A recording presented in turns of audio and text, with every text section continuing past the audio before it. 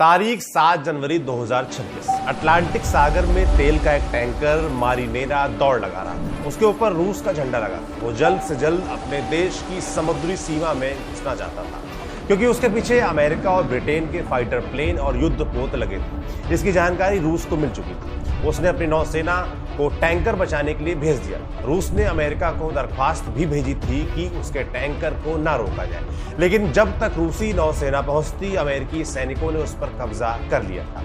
वे उसको पकड़कर अपने साथ ले गए। अमेरिका का कहना है कि ये टैंकर वेनेजुएला के प्रतिबंधित तेल को ट्रांसपोर्ट कर रहा था। उसने बीच रास्ते में अपना झंडा भी बदला था, इसलिए उसको पकड़ा गया है। रूस ने इसे अंतर्राष्ट्रीय समुद्री कानूनों का उल्लंघन बताया है। उसने अपील की है कि मारिनेरा पर सवार रूसी नागरिकों को सभी अधिकार दिए जाएं और उन्हें जल्द से जल्द रिहा भी किया जाए। लेकिन अमेरिका का ऐसा इरादा लगता बिल्कुल नहीं है। उसने साफ किया है कि वेनेजुएला के तेल पर सिर्फ और सिर्फ उसका कंट्रोल होगा। उसने रूसी क्रू के खिलाफ मुकदमा चलाने का इशारा भी किया है। 7 जनवरी को ही अमेरिका ने एक और टैंकर जब्त किया है। इसका नाम है एम सोफिया।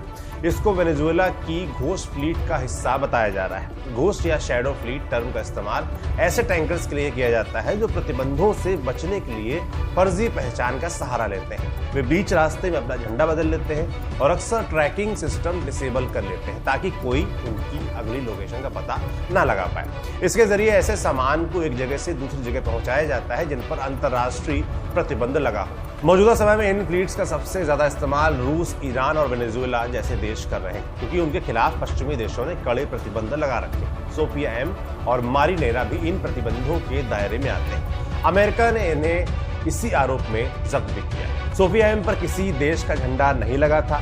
उसको वेनेजुएला के पास पकड़ा गया है। वेनेजुएला पर इस समय अमेरिका का ठीक ठाक कंट्रोल भी है। 2 जनवरी को उसने राष्ट्रपति निकोलस मादुरो को किडनैप कर लिया था। तब से वेनेजुएला बैकफुट पर है। वो अपना तेल भंडार अमेरिका के साथ बांटने के लिए राजी है। इस संबंध में उसकी बातचीत भी चल रही है। लेकिन दूसरे टैंकर मारिनेरा की बात अलग है। जब्ती के वक्त उस पर रूस का झंडा लगा था। उसमें कई रूसी नागरिक भी सवार थे। मीडिया रिपोर्ट्स के मुताबिक मारिनेरा 1 दिसंबर 2025 को ईरान से रवाना हुआ था। तब उसका नाम बेला 1 था। 15 दिसंबर को वो वेनेजुएला के करीब पहुंचा। तभी अमेरिकी कोस्ट गार्ड ने उस पर चढ़ने की कोशिश की थी, लेकिन टैंकर किसी तरह पीछा छुड़ाकर भागने लगा। रास्ते में उसने अपना नाम बदलकर मारिनेरा कर लिया। उसने अपने ऊपर रूस का झंडा भी लगा लिया और रूस ने आधिकारिक तौर पर उसको अपनी शिपिंग रजिस्ट्री में शामिल भी कर लिया। इसके बाद रूस ने डिप्लोमेटिक चैनल के जरिए मैसेज भेजा कि मारिनेरा का पीछा न किया जाए। इसके बावजूद अमेरिका उसके पीछे लगा रहा। फिर उसको ब्रिटेन से भी मदद मिली। जब वह पीछे नहीं हटे तब रूस ने अपनी एक नौसैनिक पनडुब्बी रवाना की। पनडुब्बी को मारिनेरा को सुरक्षित वापस लाने के लिए भेजा गया था, लेकिन उसके पहुंचने से पहले ही खेल हो चुका था। रूस लंबे समय से इस तरह के टैंकर्स ऑपरेट कर रहा है। शैडो फ्लीट के कम से कम 50% जहाज उसका तेल ढोते हैं, लेकिन अभी तक किसी ने उन्हें इस तरह जब्त करने की हिम्मत नहीं की थी। अमेरिका के ऑपरेशन ने इस परंपरा को तोड़ दिया है। उसने संकेत दिया है कि वो आगे भी ऐसे ऑपरेशंस करता रहेगा। अमेरिका के पूरी दुनिया में 800 से ज्यादा मिलिट्री बेस हैं। उनके पास ज्यादातर इलाकों में इस तरह के ऑपरेशंस चलाने की काबिलियत भी है। लेकिन सबसे बड़ा सवाल है कि क्या वे बिना किसी चुनौती के ऐसा कर पाएंगे।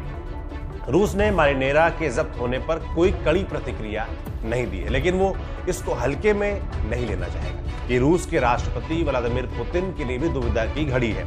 अगर उन्होंने जवाब दिया तो अमेरिका से सीधी टक्कर की आशंका बढ़ सकती है। चूंकि ट्रंप रूस को यूक्रेन में कुछ छूट देने को तैयार है, तो सीधी टक्कर की स्थिति में वो लेवरेज हाथ से जा सकता है। लेकिन अगर उन्होंने अच्छे से जवाब नहीं दिया फिर अमेरिका का इरादा और मजबूत होगा। इससे मैसेज जाएगा कि रूस अमेरिका का सामना करने की स्थिति में नहीं है। इसका असर यूक्रेन पीस डील या रूस के प्रभाव क्षेत्र पर दिख सकता है। यूक्रेन ने मारिनेरा के पकड़े जाने का स्वागत किया है और ट्रंप सरकार को शुक्रिया भी बोला है। ये बात पुतिन को परेशान करेगी। पिछले कुछ महीनों में अमेरिका ने रूस के हितों को काफी नुकसान पहुंचाया है। दिसंबर 2024 में सीरिया से बशर अल असद का तख्ता पलट हो या जनवरी 2026 में निकोलस मादुरो की किडनैपिंग, ये दोनों नेता रूस के करीबी थे। उनके जाने से इन देशों में रूस का वर्चस्व अचानक खत्म हो गया। हालांकि इनसे रूस के हित अप्रत्यक्ष तौर पर जुड़े थे, लेकिन टैंकर तो रूस का अपना था। उसके टैंकर पर हमले का मतलब रूस की जमीन पर हमला है। अगर रूस इसको गंभीरता से नहीं लेता है तो उसका महाशक्ति बनने का सपना खटाई में पड़ सकता है। चलिए अब ट्रंप के एडवेंचर प्लान से जुड़े 3 अपडेट्स जान लेते हैं। पहला अपडेट वेनेजुएला से। अमेरिका के विदेश मंत्री मार्को रूबियो ने वेनेजुएला के भविष्य को लेकर नया प्लान पेश किया है। इस प्लान के मुताबिक वेनेजुएला को 3 चरणों में कथित तौर पर स्थिर और लोकतांत्रिक बनाया जाएगा। पहले चरण में कच्चे तेल के प्रोडक्शन और डिस्ट्रीब्यूशन को कंट्रोल किया जाएगा। इसमें अमेरिका का इरादा 30 से 50 मिलियन बैरल तेल लेने का है। इस तेल को मार्केट रेट पर बेचा जाएगा। उससे मिलने वाला पैसा अमेरिका कंट्रोल ही करेगा। वो ये भी तय करेगा कि ये पैसा कहां और कैसे खर्च करना है। दूसरे फेज में अमेरिकी और पश्चिमी देशों की दूसरी कंपनियों के लिए वेनेजुएला का मार्केट खोला जाएगा। और तीसरे फेज में आम जनता का प्रतिनिधित्व करने वाली लोकतांत्रिक सरकार के लिए रास्ता बनाया जाएगा। रूबियो ने अपना प्लान तो बता दिया है, लेकिन जमीन पर इसको कैसे उतारा जाएगा ये स्पष्ट नहीं है। अमेरिका का ये प्लान तभी सफल हो सकता है जब वेनेजुएला के लोग उसकी गुलामी स्वीकार कर लें। अगर ऐसा नहीं हुआ तो अराजकता फैलनी तय है। दूसरा अपडेट ग्रीनलैंड से। डोनाल्ड ट्रंप ग्रीनलैंड खरीदने के लिए आतुर है, सबको पता है। उनकी सरकार ने संसद को भी इसकी जानकारी दे दी।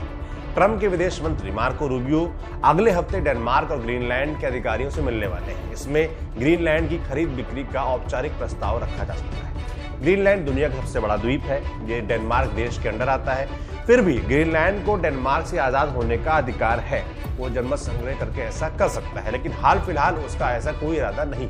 जहां तक अमेरिका के हाथों बिकने की बात है, ग्रीनलैंड के 85% से ज्यादा लोग इसका विरोध करते रहे हैं। ट्रंप सरकार का कहना है कि आर्कटिक में चीन और रूस का प्रभाव रोकना जरूरी है। डेनमार्क की फौज इसके काबिल नहीं है, इसलिए ग्रीनलैंड हमारे पास होना जरूरी है। यूं तो ग्रीनलैंड पर अमेरिका का एक मिलिट्री बेस पहले से है और 1951 की एक संधि के तहत उसको पूरे ग्रीनलैंड में कहीं भी नया बेस बनाने और अपने सैनिक उतारने की छूट है। उसको अलग से ग्रीनलैंड खरीदने की जरूरत नहीं।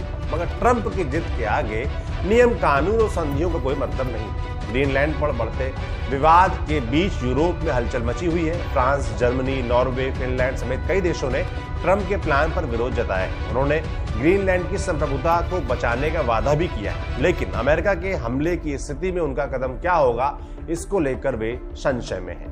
तीसरा अपडेट अमेरिका से है। राष्ट्रपति डोनाल्ड ट्रंप ने 2027 में अमेरिका का डिफेंस बजट $1.5 ट्रिलियन तक बढ़ाने की बात कही। अभी ये $900 बिलियन के आसपास है। अगर ट्रंप का प्रस्ताव माना गया तो इसमें 50 से 60% की बढ़ोतरी करनी होगी। अमेरिका का डिफेंस बजट दुनिया में सबसे ज्यादा है। दूसरे नंबर पर चीन आता है, उसका डिफेंस बजट $300 बिलियन से भी कम है, जबकि रूस $150 बिलियन के आसपास रहता है। तो जिस माहौल में ट्रंप डिफेंस पर खर्च बढ़ाने की बात कर रहे हैं, उससे नए युद्धों की आशंका बढ़ती दिख रही है। ये दुनिया जिस दिशा में जा रही है उधर भविष्य अच्छा तो नहीं दिखता। डोनाल्ड ट्रंप का अमेरिका जैसे चल रहा है वो 1930 के दशक के जर्मनी की याद दिलाता है। अपनी नस्ल को सर्वोच्च मानना, अपनी समस्याओं के लिए दूसरों को जिम्मेदार बताना, दूसरे देशों के संसाधनों पर कब्जे की सनक और पूरी दुनिया को अपना गुलाम समझने का अहंकार। जर्मनी की यह सोच दुनिया को दूसरे विश्व युद्ध की तरफ ले गई। इसके बाद कई ऐसे मौके आए जब दुनिया तीसरे विश्व युद्ध की कगार पर पहुंची, लेकिन डिप्लोमेसी और नेताओं की समझदारी से कयामत टल जाती थी। अब की बार डिप्लोमेसी की गुंजाइश कम है और नेताओं का अहंकार सिर चढ़कर बोल रहा है। उम्मीद करें कि उन्हें सद्बुद्धि आए ताकि एक और महाबर्बादी को टाला जा सके। इस वीडियो को यहीं पर समाप्त करते हैं। दुनिया भर में होने वाली हलचलों पर हमारी नजर बनी हुई है। हम आप तक तमाम बड़ी खबरें लाते रहेंगे। आपसे फिर मुलाकात होगी। तब तक के लिए मुझे यानी सौरभ त्रिपाठी को विदा दीजिए। देखते रहिए न्यूज़ पिंच। शुक्रिया।